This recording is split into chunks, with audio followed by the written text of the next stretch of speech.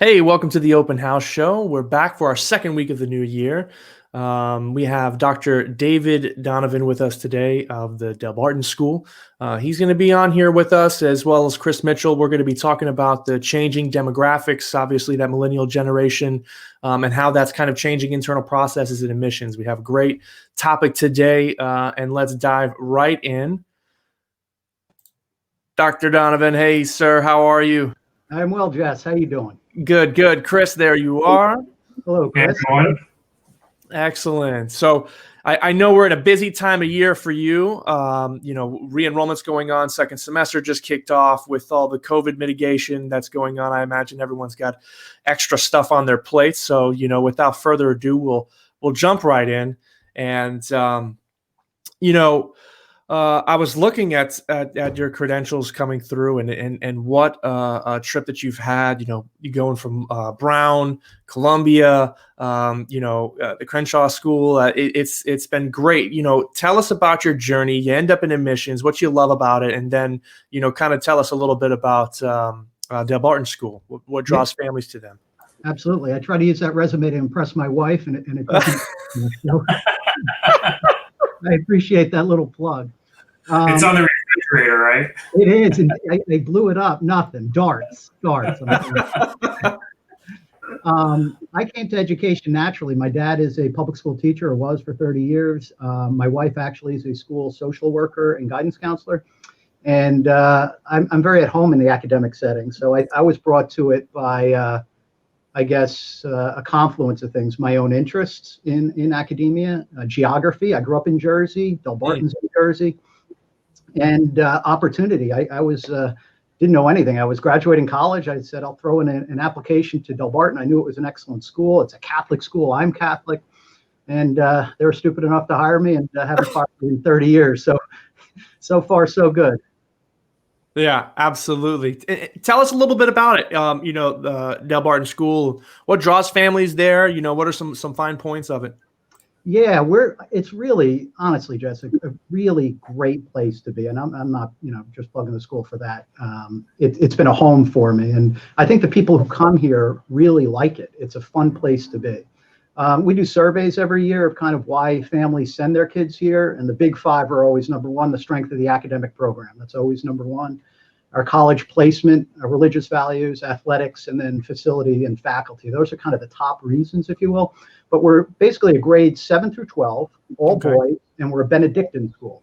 And that means we're run by the Order of St. Benedict, who runs the school. And we're in Morristown, New Jersey, which is north central Jersey, I guess you could say, about 30 miles west of Manhattan. And I think the Benedictine ethic kind of infuses this place. Not many people understand or know about Benedictine schools, but we're certainly proud. In fact, we're members of an international Benedictine colloquium, and we hold kind of Benedictine meetings internationally every couple of years. So we're part of that bigger group of Benedictine schools. So that's kind of who we are in terms of identity. I think it's a really competitive marketplace in Jersey, as you might imagine. A lot of quality schools, a lot of quality alternatives. So it's always a competitive matrix, and we're always making sure we're trying to respond to customer needs in everything we do. Yeah, absolutely. I mean, that area is plush with private, independent, religious schools. I mean, a lot of options there. Obviously, a large population, but we had an all boys school on earlier at the end of last year, and some of the challenges you face by getting rid of 50% of the market for you, with only having boys, but. There are a lot of strengths to it as well. Things that you're not going to be able to get at a co-ed institution. So, you lean on those and make sure that those right fits come through. And that's great. And, kind of along that topic, you talk about that next generation that's coming in, and definitely the next generation of parents, that you're marketing to, that you're showing the school to, and getting that feedback. Millennial Generation, NACE had a great piece in their trend book, their latest trend book, where they were talking, about the financial security, how much less money millennials make, how longer they start in life as far as their family size and buying assets and things like this. So that changing demographic. Not having as much money, having smaller families, being more values based, principles based. How is that changing? How is that changing processes or anything really for you in the admissions world and what you do? Yeah, so that's obviously the big topic now in enrollment management is this millennial generation. I think what's really neat, honestly, about independent schools is you can really kind of sell or deliver on your mission. So if your mission matches those of the millennials or what they want or are looking for, it works, right? So we always got to be attuned to what you offer and what the market wants and how the two overlay, right? Really basic common sense. So a lot of this is kind of identity formation. We want the millennials and the families to know who we are, what we do, and how we do it. And like any school, it's not for everybody. But the more clear, I think, on both ends that families and schools are on those fundamentals, I think the better the process is and the better the match is. So the millennials, just by way of definition, they are people who are born between 1981 and 1996. So they're between 25 and 40 years old right now. So they're starting to have kids and starting to have school-age kids. And, they get a good rap and a bad rap, right? So the good rap is, they're very deliberative. They want good things for their kids. They're very concerned and involved. All of that is excellent. The bad side is their kids tend to be more sheltered, they say. I know colleges call them teacup kids. They're very brittle. We've moved from kind of like the helicopter parent to the lawnmower parent, right? We're going to clear the way out for them, have them go forward.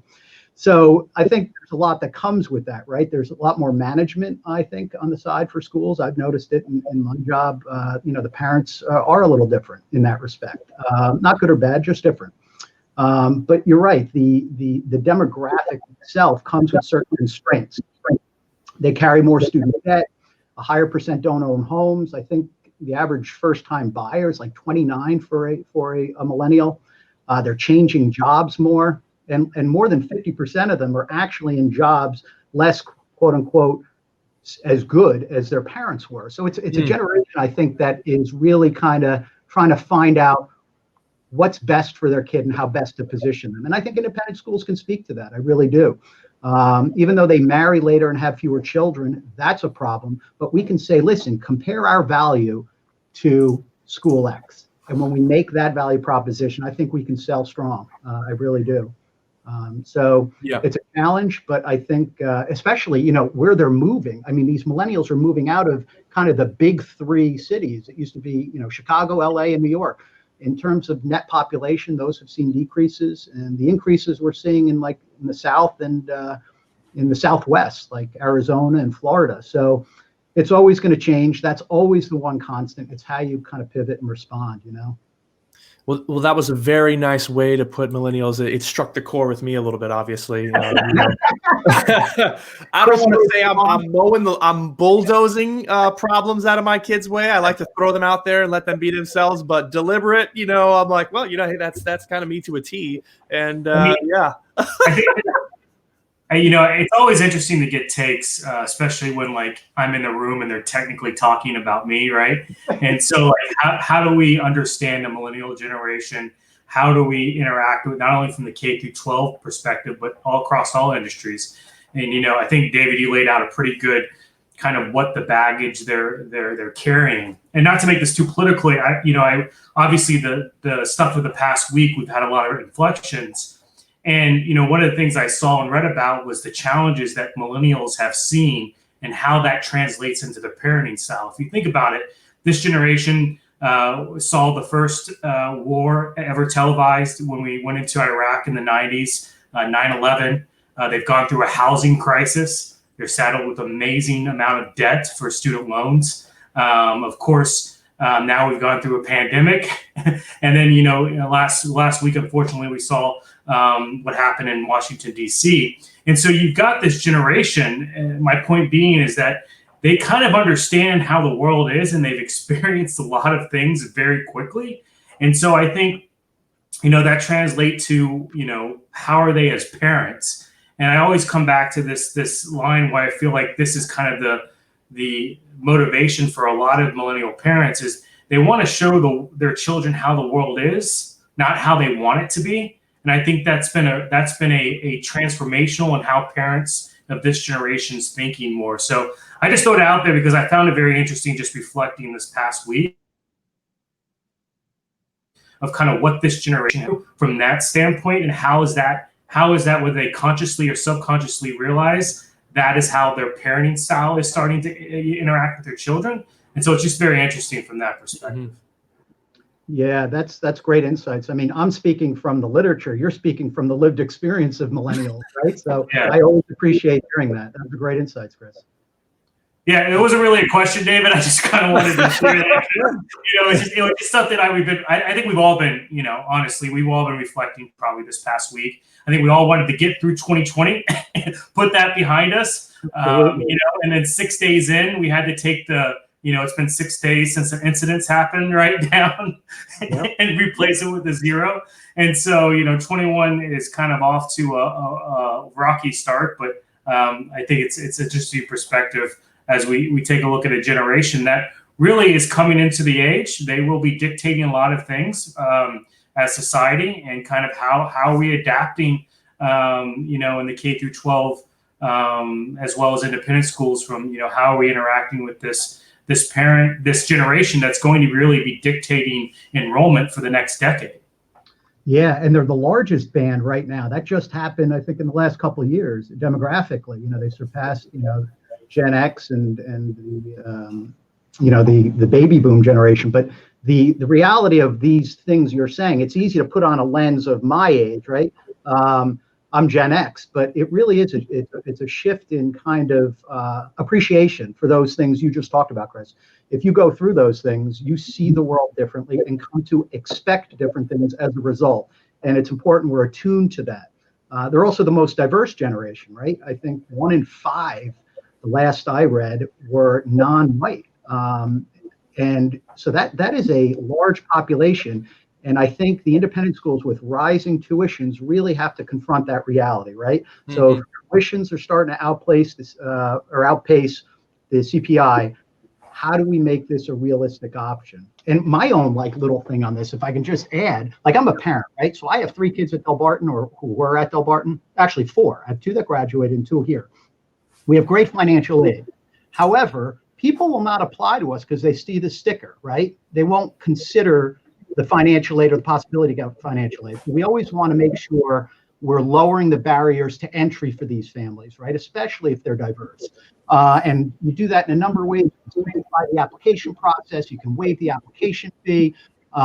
You can do things that make it easier for families to apply. And I think lowering those barriers to entry for every enrollment management professional is key. But if you consider this, and this is what kind of disturbs me, because now my kids are going to college, right? And the colleges are kind of facing the same thing. The demand of families, millennial parents in particular, but all families, is they want good things for their kids. And that means the 3 Ps, right? Programming, good people or faculty, and I'm going to say property, which is facilities. But to do those things, it costs money. And when you build these things, because it's this mini arms race between you and the school next to you, I have this, STEM center. Well, I have this, athletic center. It becomes a challenge to then contain tuition. And so the challenge is really going to be, how do we navigate this not only tough financial situation where 30 million people have enrolled in unemployment benefits for the first time in this last year? How do we deal with that and delivering on quality? Because that's our proposition, right? We're saying we're better than school X. We're better than, or a better fit for you than your public school, than your charter school, than your for-profit school, than your home school, than your international school. There's so many competing interests that we have to get real clear on what we're delivering and how it's better for certain families. And so, yeah. Yeah, and I think you also have to reframe what financial aid is to this generation, right? People think financial aid, oh crap, I got to take on more debt, right? And kind of how does that work? How are independent schools framing that. What does financial aid need? Need-based aid, things of that nature. And so, I think that's the other challenge of kind of communicating that. And an independent school education is affordable. There's options, and schools want, that diversity. That is something where our generation is asking that question. Well, what's the makeup of the student population? That wasn't asked 20 years ago. That's by prospective parents. And so, a lot of schools are moving towards, hey, well, we have diversity goals. All right. So we need to make sure that's part of any financial aid planning. And so those are some of the challenges that are going into that as well. And so I think that's important from that perspective on the diversity front, because I think that's important.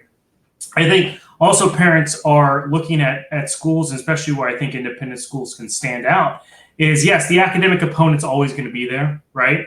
I think for, generations, 10, 20 years ago, that was the leading thing, got to get them into college. Not that that's not a priority, not that we don't want our children to get an education, because we think that's really the great equalizer in our society, right? But we also want to put our students or our children in a place that we think are going to support and enhance what they want to do, right? We've kind of gone away from this mentality of this is the track that you have to be on versus what does my child want to do, right? And how do I put them in an environment to help make them successful, especially when you're seeing public schools, David, that are cutting budgets to the arts, are cutting budgets to athletics. And so, really, parents feel trapped. And so they are looking, to these, independent schools from that perspective. And I say all that just to give a different viewpoint about how I think this generation is making these decisions to move into independent schools.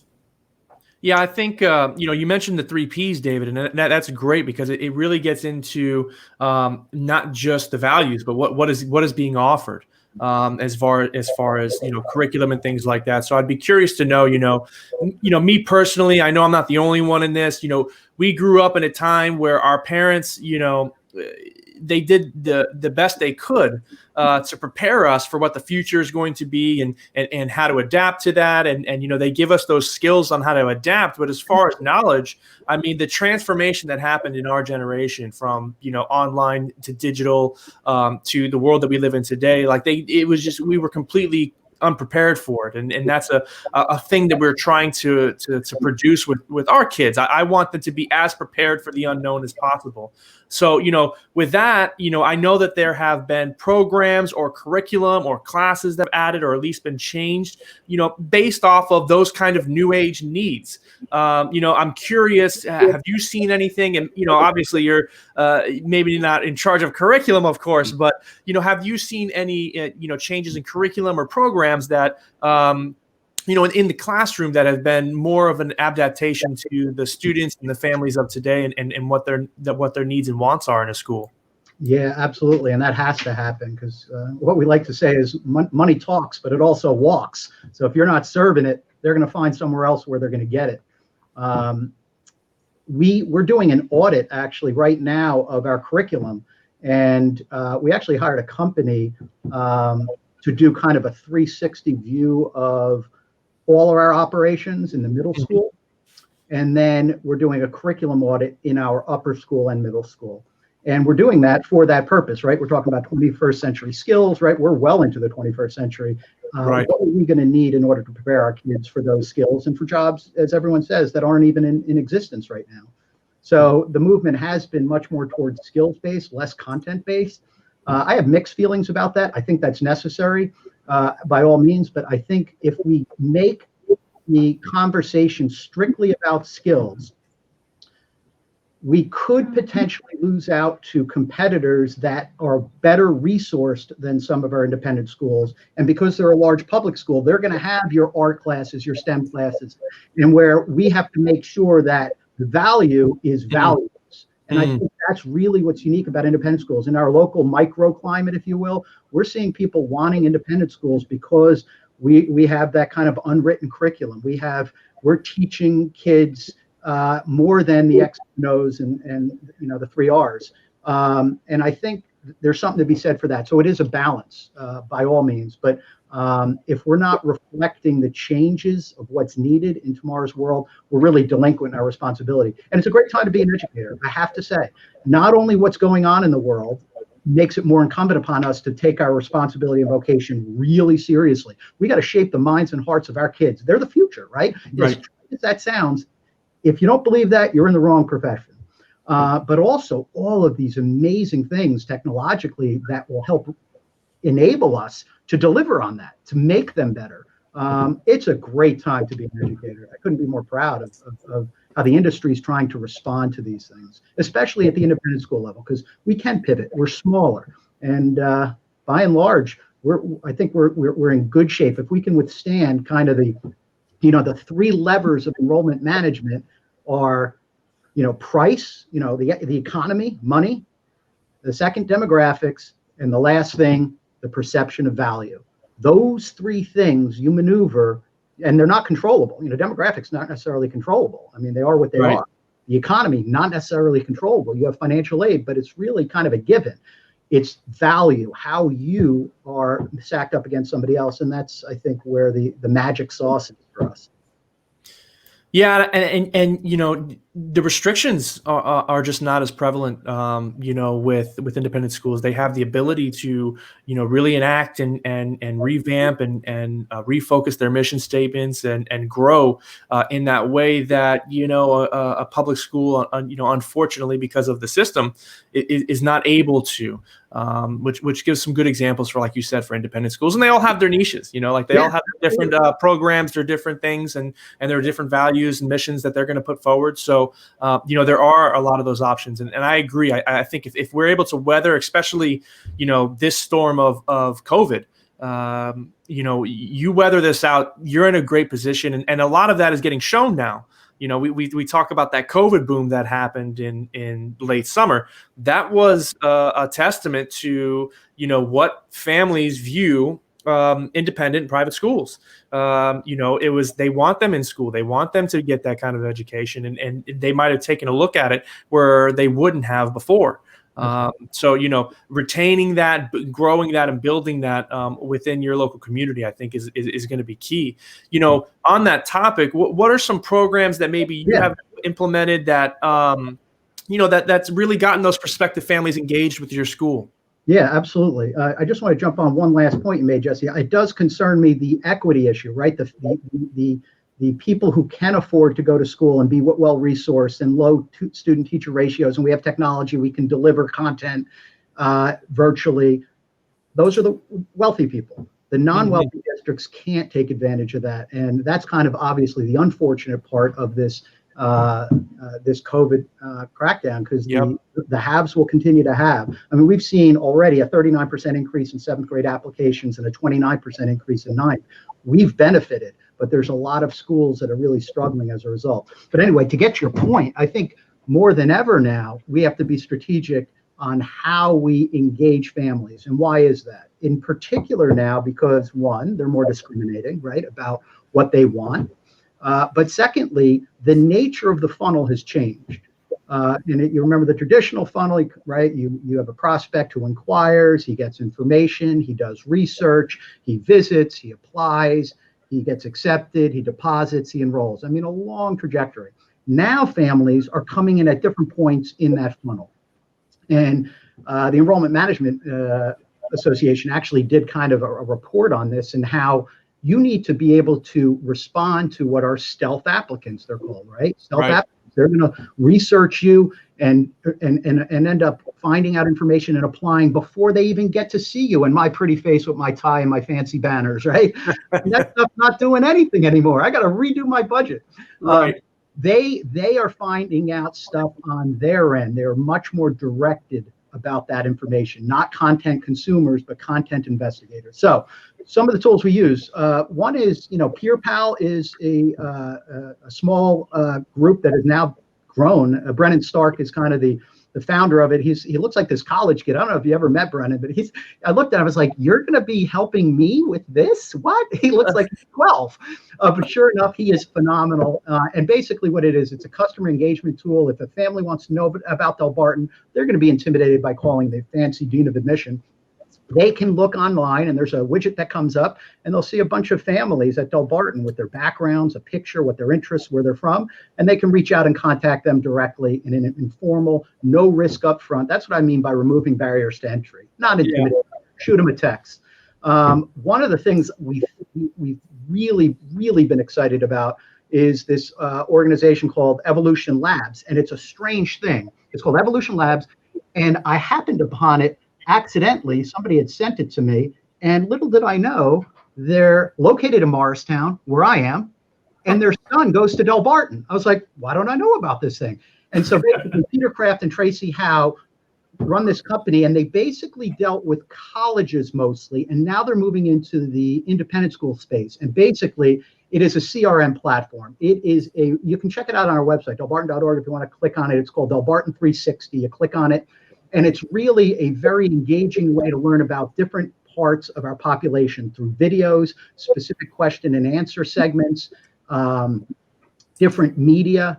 So it's a fun tool, and I think speaks in the vernacular of kids today. It has kind of this social media vibe. It's very cool, and we found that we've been able to leverage kind of, I think, our influence with that population without even seeing them necessarily.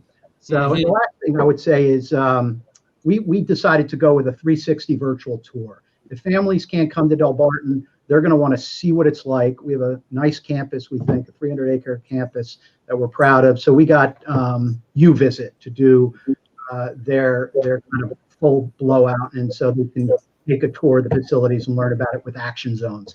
So these are little things where we're trying to help the stealth applicant not only find out about us, but then allow us on the back end to see what sites are they visiting, who are they, what sections of the school are they interested in, how can we capitalize on that. So it's been useful. We'll see. We're still in trial with this, but I think the time is to professionalize and be more strategic about this stuff up front. Yeah, no, absolutely. One of the questions we have for you today is, of course, we've already touched on this a little bit, David, but how diversity is really kind of affecting your strategies and roles that admissions professionals are doing, and how you, as you mentioned, that enrollment funnel, how are you working it to ensure that, we get more diversities in our institutions. So I'd love to hear your thoughts around that. Yeah, so the millennials now say that 40% of them said it's either very important or important. And this goes to your point, Chris. You made this earlier, like 5 minutes ago. You said they want to know what the student body looks like.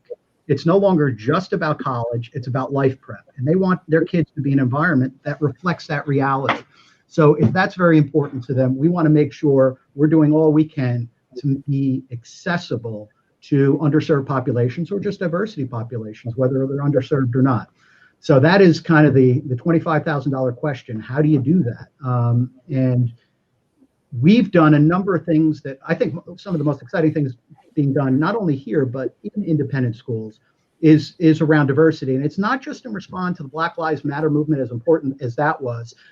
Independent schools have been on this need to not only address historical iniquities, but also to really understand what these populations who might not look what was traditional white rich, in independent schools, what they would bring to the community to really change how we do things and how we see the world.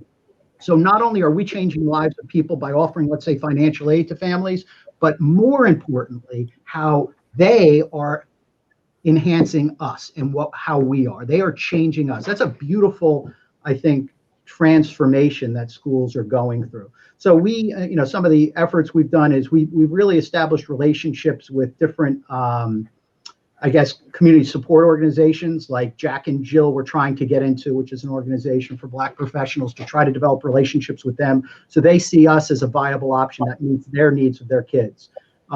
New Jersey Seeds, which is an organization that helps underserved students get placement in independent schools. I'm on the board of Platinum Minds, which is a similar organization for Black boys specifically.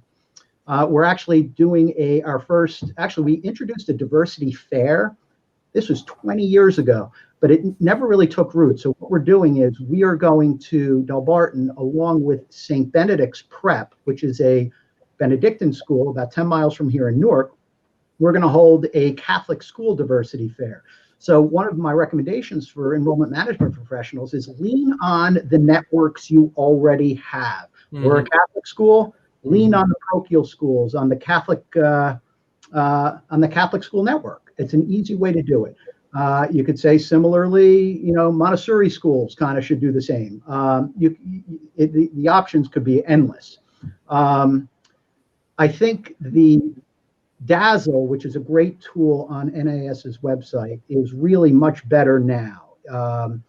It is a tool that allows you to do ring studies where you can say, in these different zip codes, I want to know how many boys ages 12 who are, in this zip code with this income from families.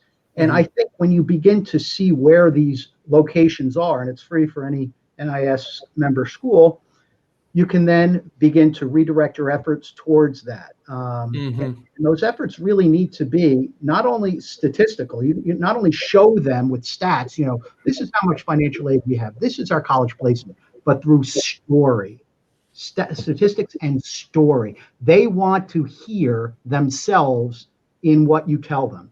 They want to see themselves in the group. So leverage your diversity groups to make sure you can convey those stories. But it really needs to be a proactive thing. Gone are the days where you sit back and just pick up the phone on an inquiry. You got to go out and identify those populations and let them know how you can be a benefit to them. Yeah. And, it's interesting the value that they bring to the school, and just from our experience, we went to an international boarding school.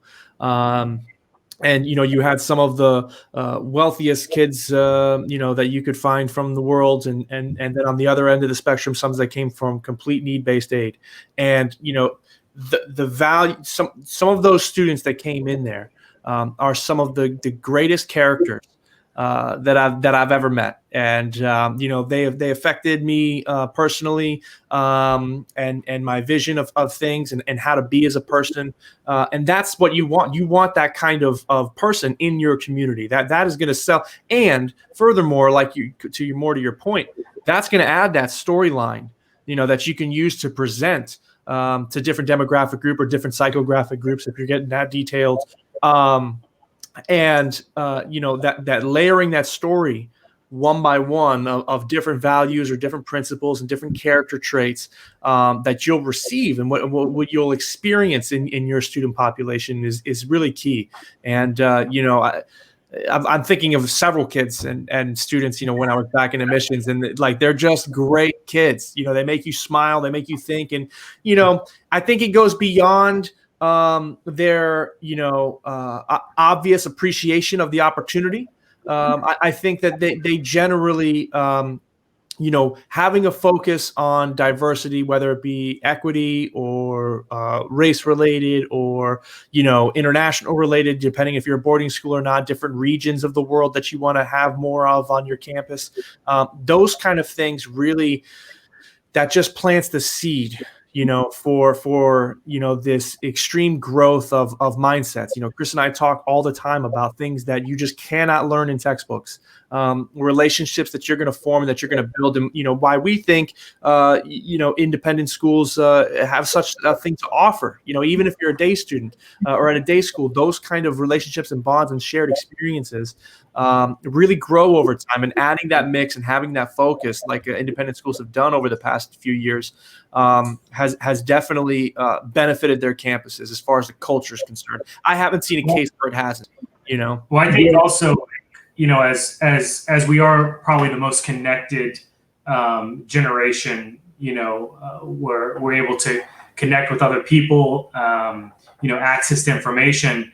One of the things when I stepped on the campus for the first time was the culture shock. It's the only time I've had kind of a culture shock where on my hall alone, you had 20 different countries represented, right? And kind of just being exposed to that. And I think why that's important is because as we, tackle the challenges that we face with kind of being put in our own bubbles by the media we consume, by the information that we consume.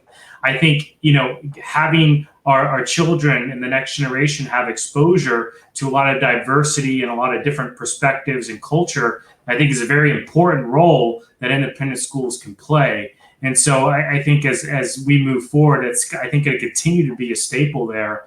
And so, to your point of really targeting those groups that we want to be a part of our communities, and especially using digital platforms is key. And I think, based on a lot of our conversations, you guys are ahead of the curve, but it's good because you're leading the pack of a lot of institutions need to be heading in that direction. Yes. Yeah, and it has to be done authentically, right? Yep. For a whole host of reasons. I mean, you could do it in an inauthentic way. Not only is that dishonest, but it's also, you will be found out very quickly. I mean, does this really mean something to your community or not? And there are a lot of ways that families can tell that. And I think, diversity can be done well, and it can be done not well. I've seen it destroy communities. But I think the value of having different people coming together and sharing, that's the key. They need to be able to engage each other honestly in a safe and comfortable way. And with discomfort, there's always discomfort in these conversations, but not in a non-threatening way, let's say that, and really begin to learn from one another. We can say diversity is a value neutral term. It's not necessarily good or bad. It's how it affects the community and the members of it. And it needs to be done well. I think that's kind of key. Absolutely. That's great. Yeah, the culture of the institution is going to reflect it one way or another, right? You can't say your culture or mission is one thing and also say I need to check the diversity box, because eventually that diversity becomes your whole community or makeup of your community. It's going to dictate your culture, whether you like it or not. And support it, right? That's so true, Chris. And I like to think of it as, it's not a piece of software that you kind of plug in at the right time. It's the operating system. It's not only what the students look like, it's how you approach stuff in the hallways. What content do you teach in the classrooms? How it affects your religious studies, ethics classes in school. I'm at a Catholic school. So exactly, it's an operating system that really has to be commonly shared by the members of the community to be real and authentic. Absolutely. Yeah, great point.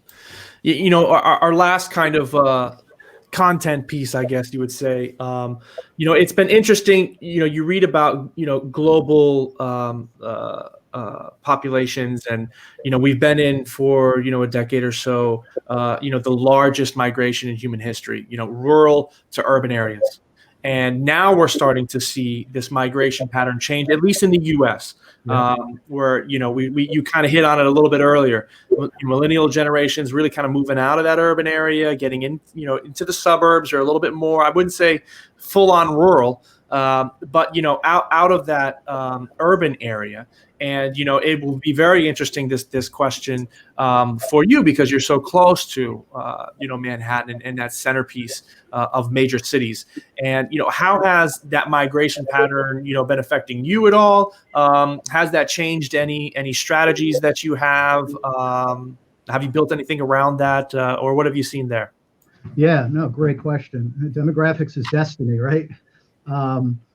So I'll say a couple things. One is New Jersey is not in a great place in terms of growth. I think I'd mentioned, 15% of we're going to have a negative 15% in total population between 2012 and 2030. That's not good. However, what we're seeing now with COVID is just what you're seeing, flight from urban areas. So we now have applications from Staten Island, Manhattan, we have Pennsylvania, even Connecticut. This isn't the norm by any means, and we're a day school, but they're looking at us considering either making a long commute or relocating. I think families are talking about quality of life there, right? They see the quality of life maybe in the cities, and they don't like what they're seeing, and they're willing to entertain and have the flexibility to change their lifestyle, because certain things mean more to them than maybe they did before. That's been a nice thing. So we are seeing an increase in applications from areas we haven't seen before. But the tough thing is the the competitive climate, as I said, in Jersey, and we're not alone in this respect, where it's the same schools fighting over generally the same population of kids. And we have seen a decline in demographics. We've seen it in the last couple of years. This has been an upswing, which has been great. It's kind of the COVID effect that's a net positive, but it's hard to draw any conclusions from just this sample size, this 1 year, because who knows how it's going to play out. You know, a lot's been written on how we responded in 2001 and 2008 to those economic crises. Yeah. And you know, net tuition revenue is a huge thing. You know, we can maybe fill the seats by lowering our admission standards, but it also might mean we have to give more aid, which means we have less revenue, which means less things we can do with that money to attract people. So it's this kind of vicious cycle. You know, you're on this treadmill to try to make sure the right people come to your school, but to get them there, you have to have resources. But to have resources, you need money, and to have money, you have to raise tuition, and to raise tuition, it's going to lower demand. So I think the demographics, you know, we always watch very carefully. So, you know, certain things are good. Like the homeschool population has grown 3 to 8% annually in the United States, and I think that's ripe for picking. International students, I think that is a catch-22. You know, they have now about 60,000 international students in NAS schools, 40% of whom come from China. In some respects, there's a positive. That's a positive. It's helping keep certain boarding schools afloat, but there's obvious negatives to that, right? What its impact on school culture might be if it's that dramatic of a shift. It's not as committed. Those populations tend not to be as committed to those communities.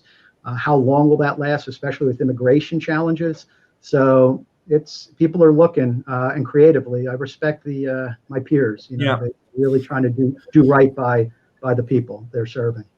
And we talked a lot about, we had a whole topic where we talked about the international student market and you know, the unique, you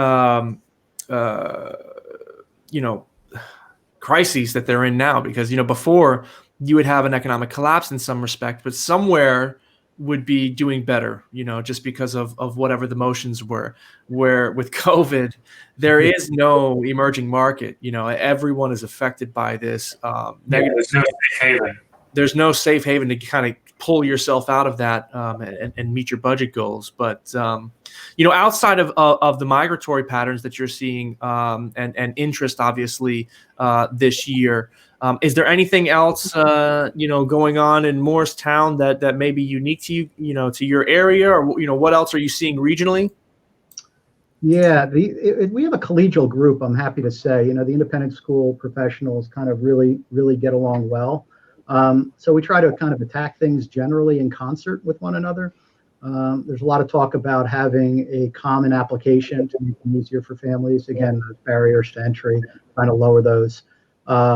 Really working hard to, you know, kind of tell our story collectively and not against one another, but what do independent schools offer? So, you know, NIS has the different types of customers, right? The jobs to be done, they're called now. And I think we do a good job of bringing people in to talk to us about what the customers want and how to speak their language. So the stuff I'm seeing now, you see a lot of charter schools, especially in the inner cities like Newark. A remarkable renaissance in charter schools. Are doing tremendous work down there. One of the ways, just getting back to your previous question, Jesse, on, you know, building programming around that, we reassess transportation every year. You know, where are pickups and drop-offs? Where are the population centers growing? You have to be a loss leader some years, right? So, you know, maybe we want to go into an area, but we're going to lose, you know, several thousand on the bus because we're not going to be able to fill it. But if there's a bus there in future years, people will want to come because there's a bus there, right? So it's thinking in those terms. And I know schools that are cooperating with transportation. We see that in New Jersey. I was the board chair at the Willow School, and I know they worked with Gil St. Bernard's a little bit on bringing people here, you know, to their school.